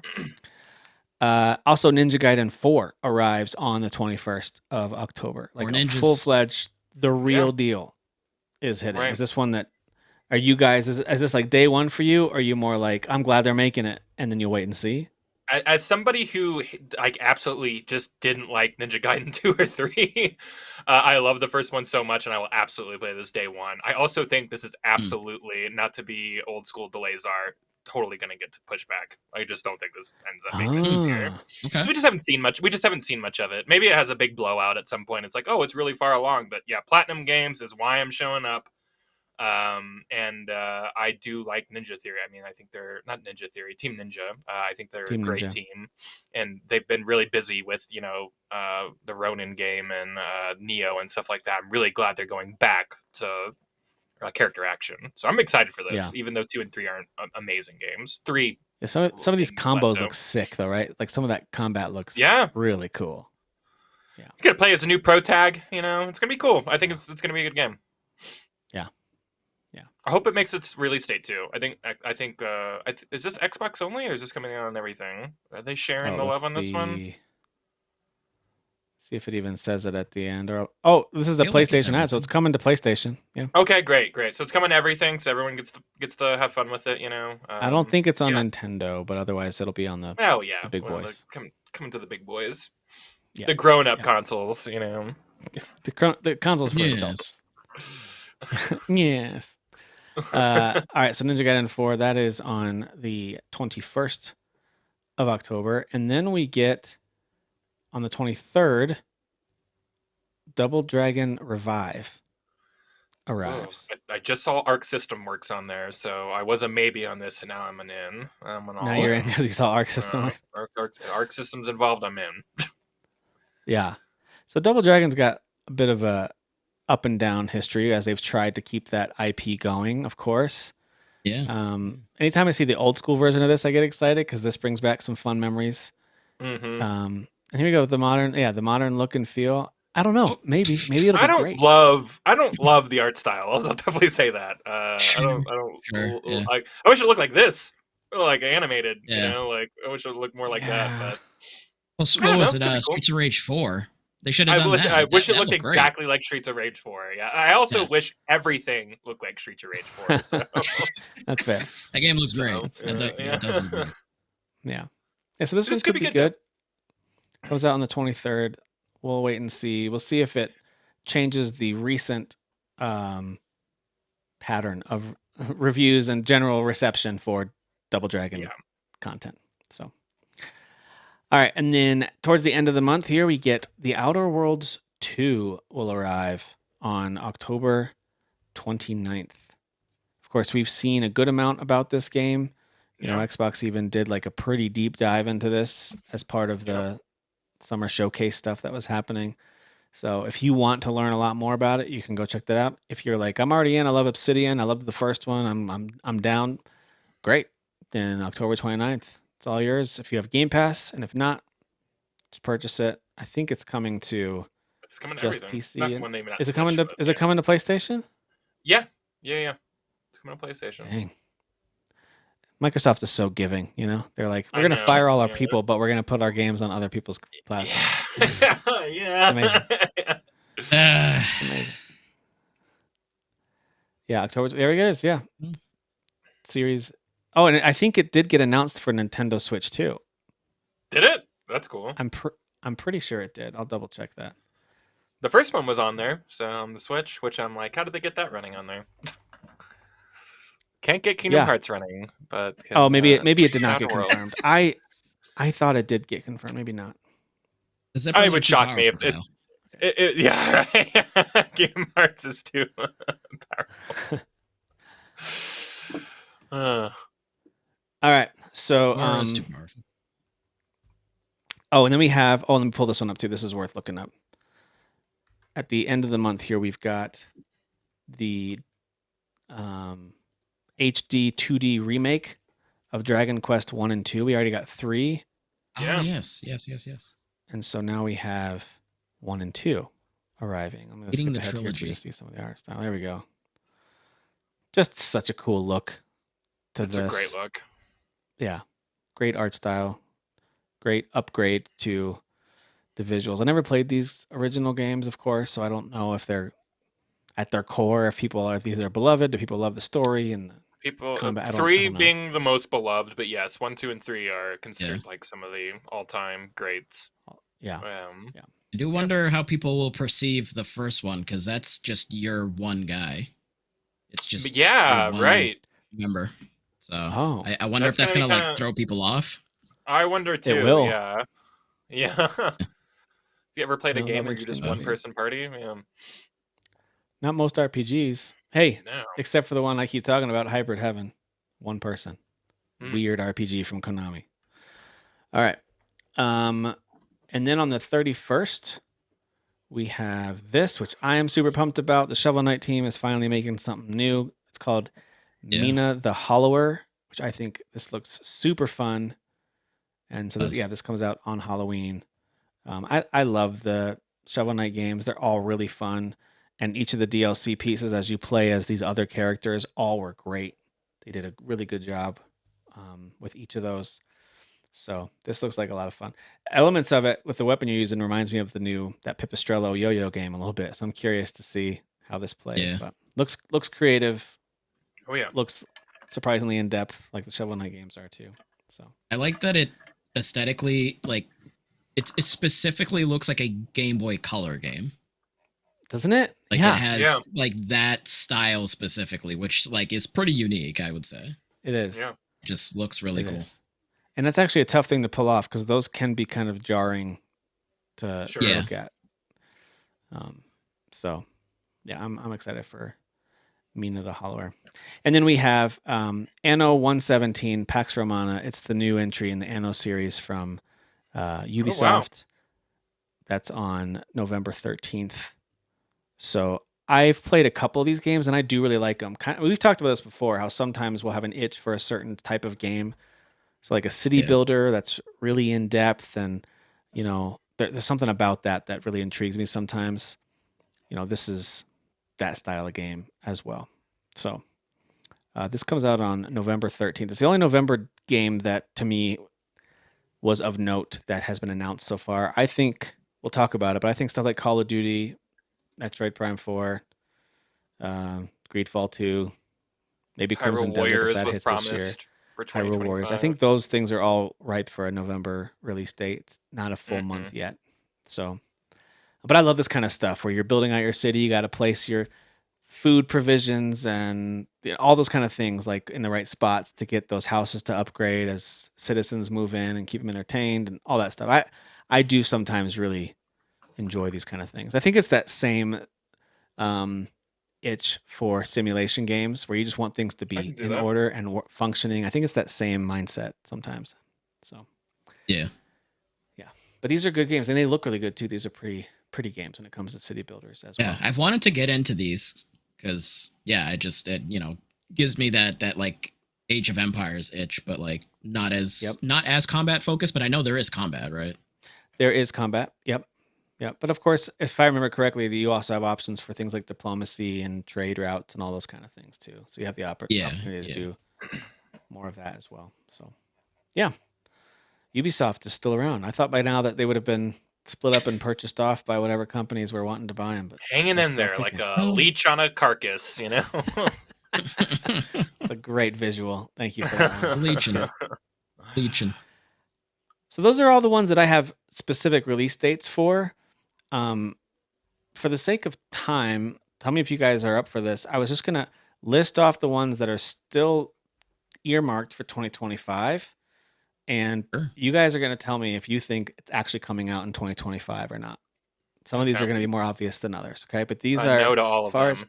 No. As far as I know, these are marked for 2025. So we've got Call of Duty Black Ops 7. Sure, it's gonna make it. Of course, it will. Have they ever missed? No. I don't think they've missed the release window. I don't think they're allowed to miss. They will put out DLC if they have to because they've done it before. Yeah, I think they will literally murder the entire team if they don't release it on time. Yeah. They'll just kill them all. Yeah, I'm with you. I think that one's a no-brainer. What about Crimson Desert? This game we've heard a lot about. I don't think it comes out this year. I just feel like they would have nailed down a date by now. Me too. It would be my most anticipated game if it got a release date. It would be. I'm not even kidding you. I think it looks. It looks insane. Like it doesn't even look real. Like it's like this is. It doesn't. Insane. Yeah. Especially when they're like, it's the people who did like Black Desert or whatever the MMO is, and I'm like, right. Mm-hmm. Like, whatever. Yeah. There's no way this game is made by that like weird MMO team. Like there's no way. Yeah, my gut tells me 2026 for this one, but hey, I'm happy to be wrong on stuff like that. Me too. I hope I am. Take your time, guys. Take your time. Let it go. Yeah, make it really good. Make it the second half of the year for 2026. That's fine. We'll be wrapping up Grand Theft Auto 6 by then. We'll be ready for the next big thing. Yeah. Sure. Yeah. Assuming that game actually sticks its landing Operation as well. Stay Alive till May. That's what basically. That's what 2026 is. I just need the world to make it till GTA 6 comes out. I just need to get there. You guys familiar with Chronos: The New Dawn? Yeah, it's the bloober, right?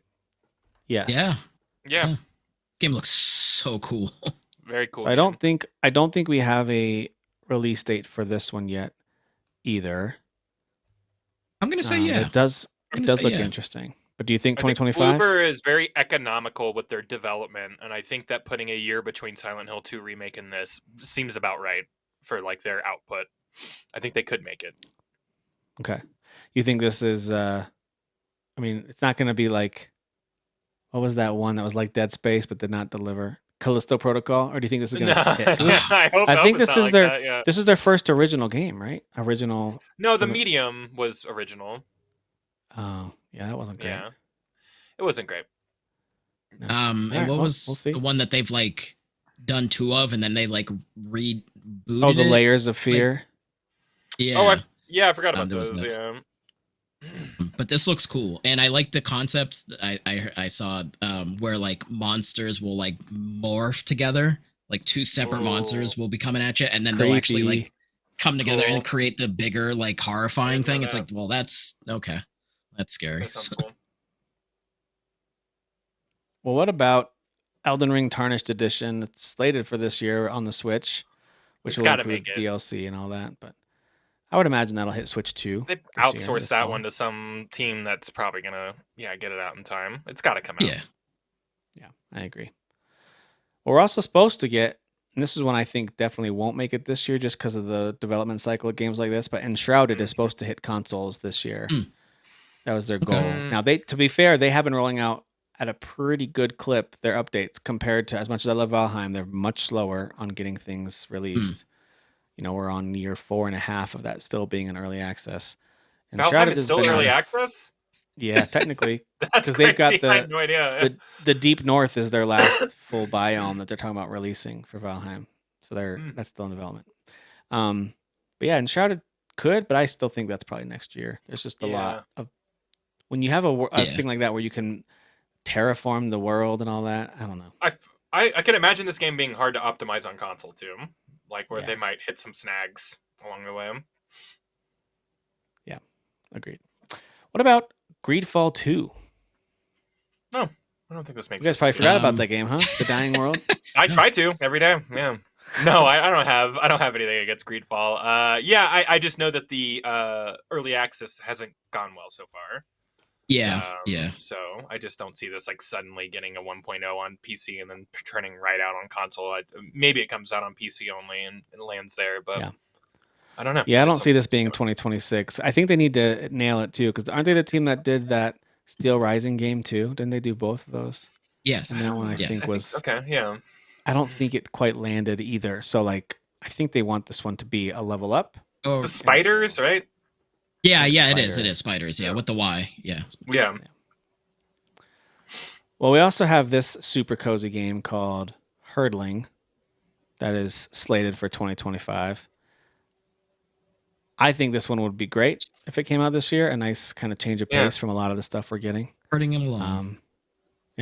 Looks like a platform adventure puzzler. Yeah, this one looks adorable. See this coming out this year. I think for this year. Don't forget, we got High on Life 2 that's going to hit, supposedly, 2025. Shocked that this exists. Shocked. Right? Especially after the Royland cancellation, and like I'm shocked that this like studio survived all that. But also happy. It's always good news when a studio doesn't fall because of a CEO being a weirdo, or a creative director being a weirdo. So true. I don't think that they should suffer. But I also remember this game, like people being like, "Yeah, I liked it," but like I've never heard anyone be really passionate about it. So I did chuckle a number of times playing through. Me too. A few hours of that game. I feel it definitely got me a couple times. Guys, do you think Hollow Knight Silk Song stands a chance of releasing? I don't think it's real. I still don't think it's real. Just because it showed up like in a Microsoft direct, we're supposed to believe that it's a real thing now. No, I don't. This is the one that's away. Like, well, it was when they were talking about the handheld, right? And there was like some weird wording there where it seemed like oh, so it is this year, but like then the dev had to be like, well, hold on, no. Yeah, they're like, you'll be able to play this like on this thing, and I'm like, this year? They didn't. Yeah, I don't know. I hope so. I know a lot of people are waiting for this one. I hope this game is real and it comes out, but it just kind of seems like an ongoing joke at this point. I'll group these 3 Nintendo ones together because they've all got 2025 kind of release windows on them, and I'm curious if you guys think all 3 are hitting this year. We got Hyrule Warriors: Age of Imprisonment, which is a brand new game. It's not like a remake or anything. We got Kirby Air Riders, and then we have Metroid Prime 4 Beyond. You guys think all 3 of those are hitting this year? None of them, or maybe a couple of them? I think besides Metroid, like, doesn't Nintendo usually hit their release dates? Like, they're pretty good about like hitting their release dates. Usually, Other than their big ones, like Zelda sometimes has gotten bumped back, but like yeah, that's true. But yeah, Metroid seems I don't know why, but pushed back. Kirby Air Riders to me seems like next year. I don't know why, but it just doesn't seem like it this year. We don't know anything about it. Yeah. Yeah. It's a very I think they said we are getting a direct of it at some point, like back when it was originally announced. Like, we'll hear more about this later, but I don't know. Yeah, I can also see it being a pretty small scope game and it making it also. Sure. You know what I mean? Like, we saw a lot of Hyrule Warriors: Age of Imprisonment, though. That feels like it's this year for sure. I think that hits November for sure. Yeah. I actually do believe Metroid Prime 4 will hit this year, which sounds crazy because I think that game just seems to have been in development hell. But I just feel like now it's ready. I just feel like I feel like we've seen enough of it. I think that lands. I don't think this gets pushed back again. Yeah. We have a couple of Lego games. Lego Party, which looks like fun, but the one that intrigues me is Lego Voyagers. Do you guys remember seeing the trailer for this one with the 2 little pieces? It's kind of an artsy version of Lego.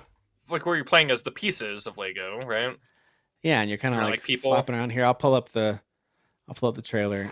I mean, it looks super adorable. It's Annapurna. Annapurna. Look how good this looks. Shut up. Okay. It's a co-op game where you're flopping around these little pieces and you just keep you're connecting to other pieces in order to like solve puzzles and get to the next platform and stuff. It's co-op, yeah. Yeah. Huh? And I love the art style. I don't think I've seen this. Look how reflective everything is. Yeah. Looks like a real Lego set. Yeah. Yeah, it looks fun. It kind of reminds me of Toad's Treasure Tracker, some of those levels where you're kind of on this little confined space to try to solve. But yeah, some physics there. It's pretty clever. Yeah. There you go. Cool. That's pretty cute. Yeah. Yeah, I like that. This one looks fun. It's slated for 2025. We'll see if it actually hits this year. This is one to me that they've shown this and it's got some gameplay, but I wouldn't be surprised if it was like, this is 2026 now. Yeah, wouldn't be surprised if it moved. But yeah, that one looks adorable. I'm excited for that one. What about Marvel Cosmic Invasion? It hits this year? I couldn't. Yeah, I think it hits this year. Is that the side-scroll beat 'em up one too? Yeah. By the Streets of Rage 4 team, I'm pretty sure. Yeah, I couldn't be more excited for this game. Like these are the games I played growing up, like on Sega Genesis and Super Nintendo, like side-scrolling Marvel games, X-Men games, stuff like that. So yeah, I'm very excited for this. And it seems like you have like a tag where you can tag in like a person, so you choose a couple different characters to like kind of do each level, and the tag moves look very Marvel versus Capcom-y. Like some of the moves are exactly the same even. So yeah, I'm really excited to like build fun teams and co-op through this one. And some of this looks so like of all the cartoon comic-y. It looks cool. And they did just announce She-Hulk and Raccoon being in it as well. They're announcing some new characters that are going to be in it. Out of all the side-scrolling beat-em-ups that are coming out this year, this is the one that if I'm picking one, right? It's this one. It's for me as well. Yeah.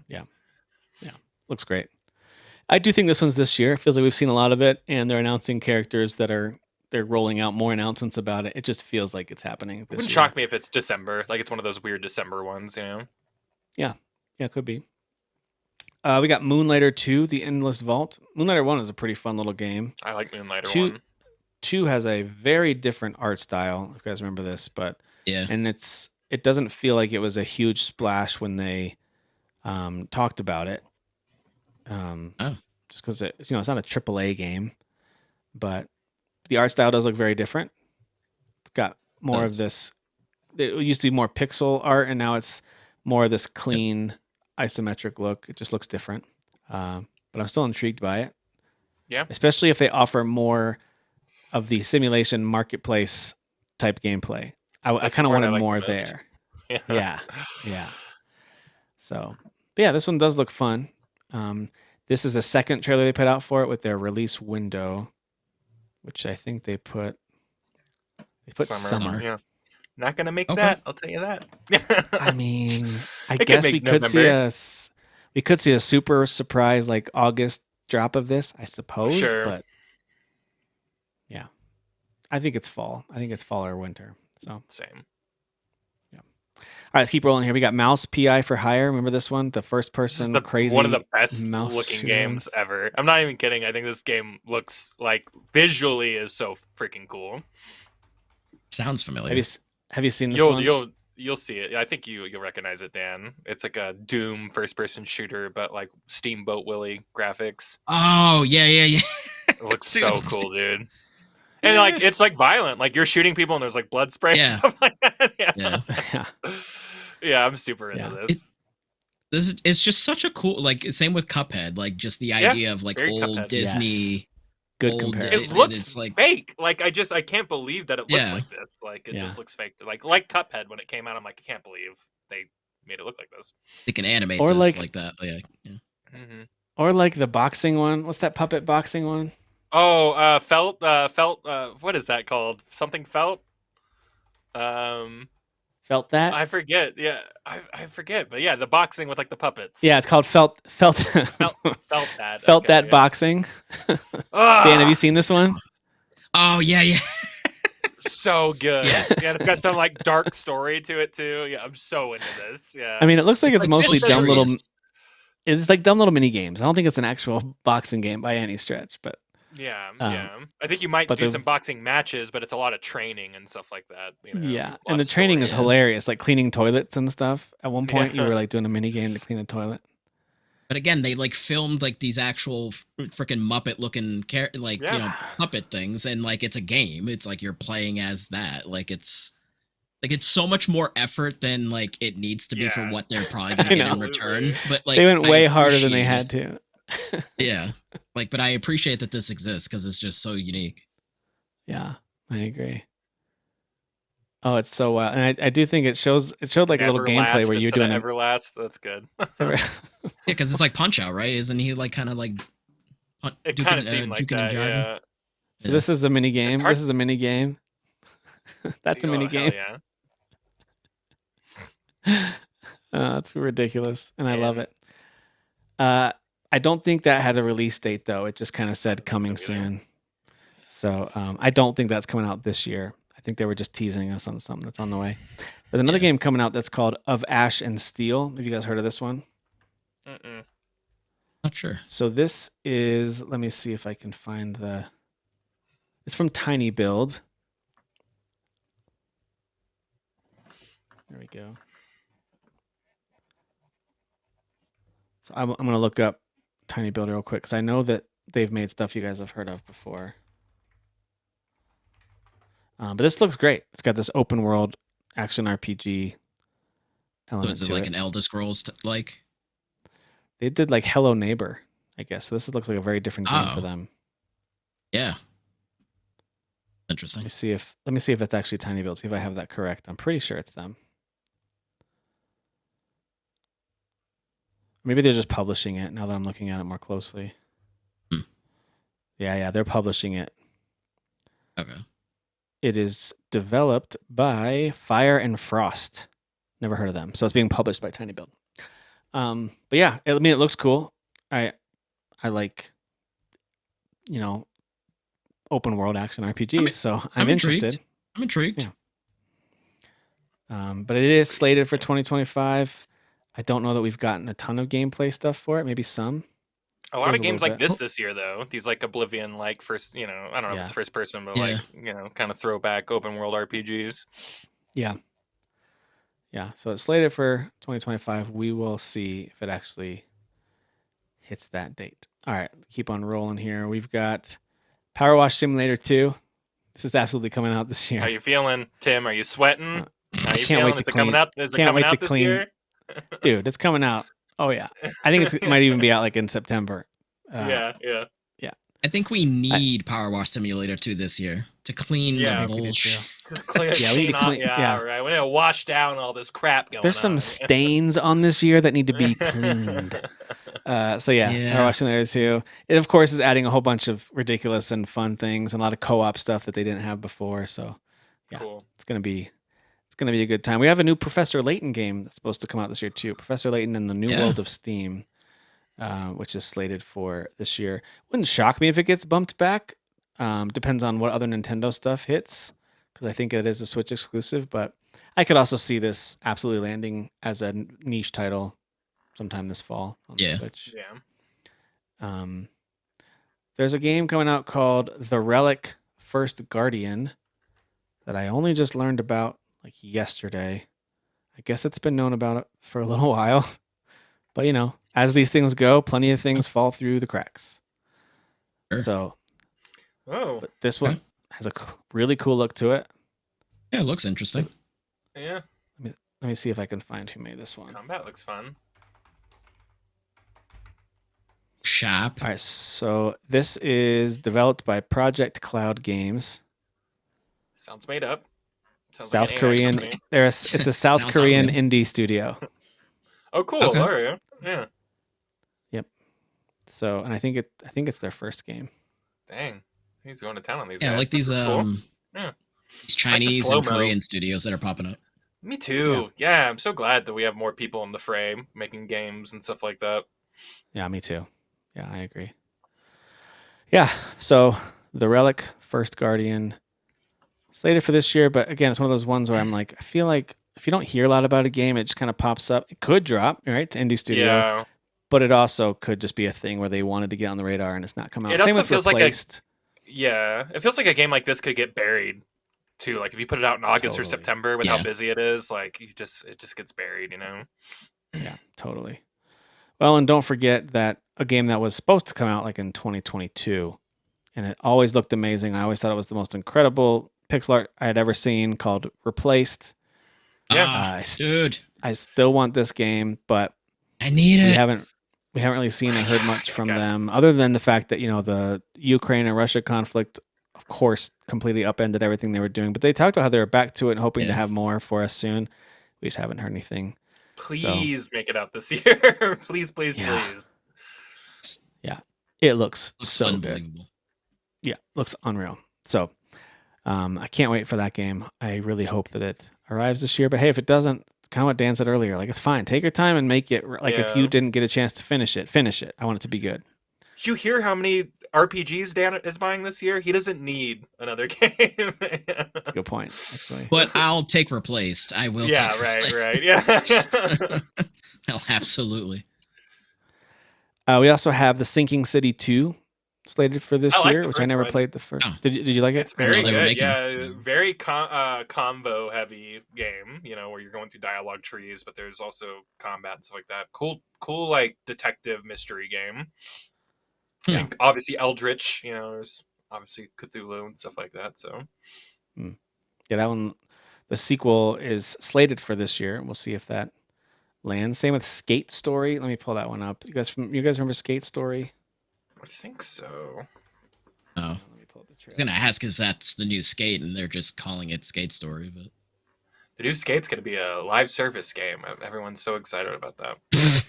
Free to play live service game with microtransactions. Oh, for God's sakes! Yeah, aren't you excited? Dan's so excited. I can hear it in his voice. Way to EA it up, EA.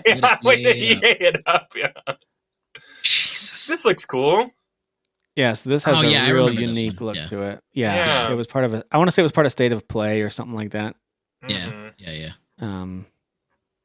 Real unique style. I don't know if it actually. I assume it tells a story. I assume it's got some arcadey skating. I'm assuming it's more arcadey than it is like Skate, which is, like I said, more simmy. Right. So yeah, Skate Story is slated for this year. I don't know. I could see it arriving, especially if it's like a PS Plus game. They could probably use something on there to counterbalance a lot of the Game Pass stuff that's coming out. So yeah, maybe. I have a feeling that's not a long game. Yeah, it's probably pretty short. You're right. It's probably like a smaller game.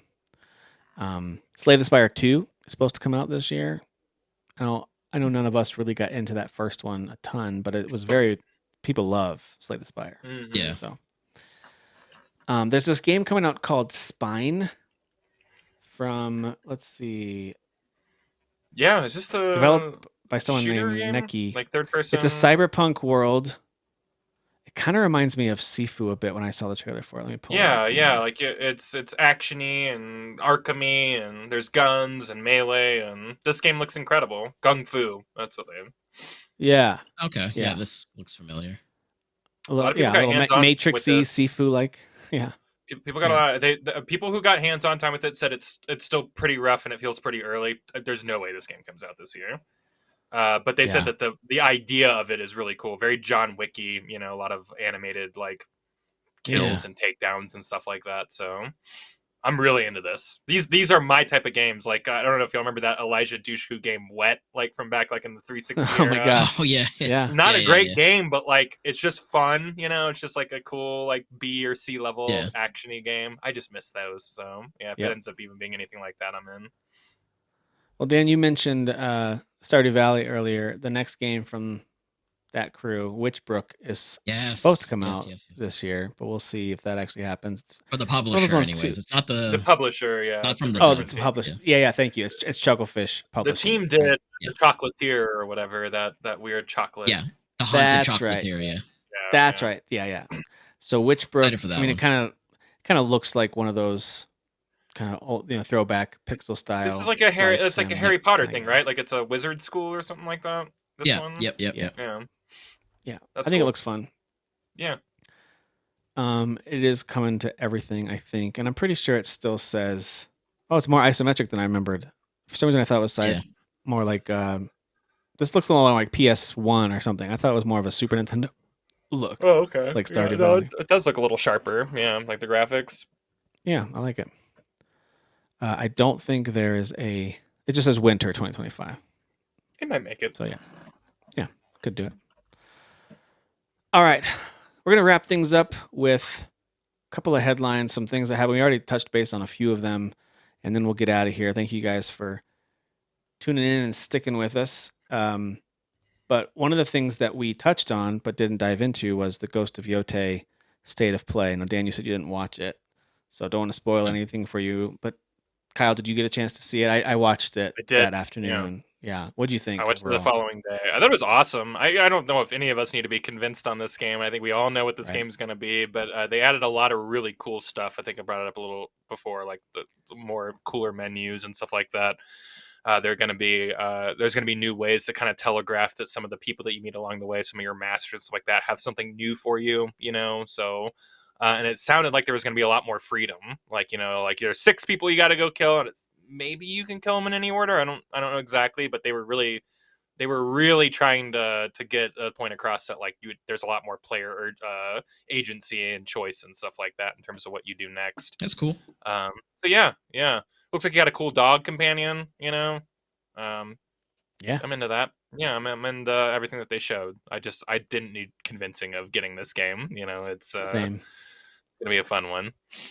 Yeah, I agree. Looks very cinematic. Looks really beautiful, and all the different modes. You have they have a proper Kurosawa mode now with extra wind and black and white. And film grain and all that stuff. They have a Watanabe mode, which is lo-fi beats, and that's right, the lo-fi beats. Kind of from Samurai Champloo. This is the surviving member of Nujavi's. The other guy, sadly, I think died in a car crash. This is the surviving member, and so it is the music from Samurai Champloo. It's just only half of that band, sadly. But yeah, I heard some of the music in that. It's very fitting. It's very cool. It's gonna make for a cool like quick turn on or a second playthrough, something like that. It's hard for me to like not want to hear the actual music that they created for this, which they also gave you a sample of the music. They've released it on Spotify already too. You can actually go listen to some of the songs, and the music just sounds so epic, and I'm just couldn't be more pumped for this game. And they will have actual like voice or like facial animation for the Japanese. Oh, lip sync. They won lip sync. Yeah. Yeah. Because it looked so strange. When I remember trying to switch over to Japanese to make it more authentic. Yeah. And it was like, but they're just mouthing the English words. Yeah. That's an opposite dub experience than I expected. Yeah, with my brain. It's very backwards. Really take it, to be honest. Yeah. Didn't like that. Hey, speaking of Japan, the Tokyo Game Show is expected to be the largest in history with tons of publishers and devs set to be there. I have a feeling the currently somewhat empty feeling November and definitely December are about to get some some dates probably by a lot of stuff we established. didn't even know was coming, or a lot of smaller projects. You're telling me I'm gonna get a bunch of Japanese games? Oh man, that's terrible. Yeah, I know. Awful. Yeah, they were Almost saying certainly. they sold more. I forget what they're called, but like desks or stations or whatever than ever before. So I'm wow. pumped. I'm pumped for yeah, that's exciting because I kind of feel like for a while it's kind of felt like whatever, like, and it's like that's a bummer. Tokyo Game Show is kind of ebbs and flows, a lot more ebbs. Yeah. A lot more bad years than good years, especially in recent times. Yeah. So it is nice to hear that they're kind of like taking it seriously this year. Yeah. Well, and the last main thing I wanted to highlight, and then Kyle or Dan, if there's anything you wanted to highlight that happened recently, is we have to at least comment on it. The Stop Killing Games campaign that's been going on. Yeah, I heard about this, but I don't actually know any details about it. Yeah, so I think it really started with The Crew, if I remember correctly. That's kind of where I think The Crew is what kicked it off. Yeah, the first Crew. Where the idea was that like they just shut it down. Not only did they shut it down so you can't play online, but you can't play it at all. So you bought The Crew, you own it, but you don't because you can't play it because the single player version also no longer functions at all. And Ubisoft saying, well, you bought a license to access it. I'm like, well, no, they thought they were buying a game. So this is whole before idea, the solidification of like that we don't own our games by today's standards. Right. This is a game that came out years ago where we all thought, well, when you purchase a game that you own it, and it's just, obviously that's changed. So I thought this was interesting. The Minecraft creator basically said, if that's the case, if we're saying that when you buy a game anywhere, you don't actually own it, you just have a license to access it, then why is pirating games theft? If that's the case. You can't, because they don't get their money, right?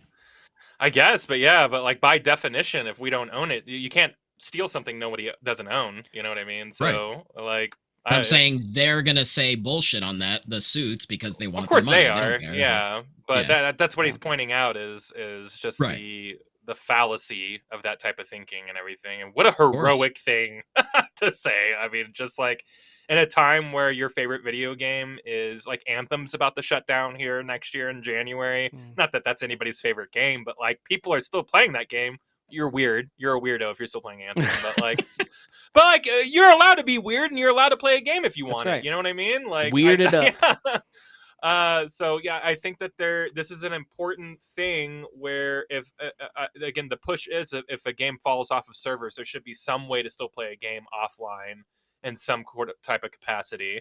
And again, I've talked at endless amounts of how passionate I feel about game preservation on this podcast, and I feel like this is hand in hand with that. And I feel like something needs to happen. And if it takes the guy who sold the most video games ever of anything to like take it to other publishers, I'm all about it. Like have an ally and a powerful figure like Notch. So totally agree. Yep. Yeah, I think there literally needs to be like legislation that's like what these like obviously capitalism and all that. And it's like freedom of whatever. It's like no, there needs to be like hard set rules of like no, you own this and they don't get to say otherwise because this is bullshit. So Big time. Yeah, and if you can't do that, then you have to make it really clear you're essentially renting this. You're not owning it. It's like being told you're buying a house, but as it turns out, you just were paying rent and now you have to leave. Like, right. Like, that's insane. So if it's not ownership, tell me that, and I'll decide if I want to spend money on essentially renting from you. And maybe I do. Maybe I do want to subscribe and or rent from you for a little while, and then when it's gone, I'll be like, I get it. I was subscribed. Like if a service goes away, we just stop paying the subscription fee and we're like, that sucks. I liked that service, but we didn't think we owned the service, right? We know that we're paying a fee to access it. Right. So I think there needs to be a similar approach. It needs to be very transparent. And to Dan's point about like capitalism only, in my opinion, only thrives when both consumer and seller know exactly what the exchange is. Like that. Right. As soon as you have one kind of hoodwinking the other, then I think it's just as bad as I feel like any other negative is common. Economy. Yeah, exactly. Yeah, I agree. But anyway. All right, those are the main things I wanted to highlight for this week. Is there anything else, whether it's in the news or that maybe we missed as we previewed the rest of this year, that you guys want to highlight before we wrap up? No. I can't think of it. On my end. Yeah. I appreciate you guys being here and taking the extra time. I am currently at the beach. Well, near the beach, probably. And hopefully playing some Donkey Kong Country. Or, I'm sorry, Donkey Kong Bonanza, not Country. Maybe that too. Yeah. But Donkey Kong Bonanza, I'm so excited to be playing that game. Cannot wait. So, and I'm on the beach too, but I'm on Death Stranding 2 on the beach. Different type of beach, but I am on the beach. Now you're making me wonder if we should have connected. You know what I mean? Like, I'm not sure. I'm wondering if we should have connected. And I'm being a beach, a sassy beach. Yeah. There it is. Sassing everybody about whatever I'm sassing. I don't know. As you should. I got nothing to sass. As you should. Yeah. Well, thank you guys for watching and listening. Thank you too for being here. We appreciate it. We'll see you on the next one. Bye.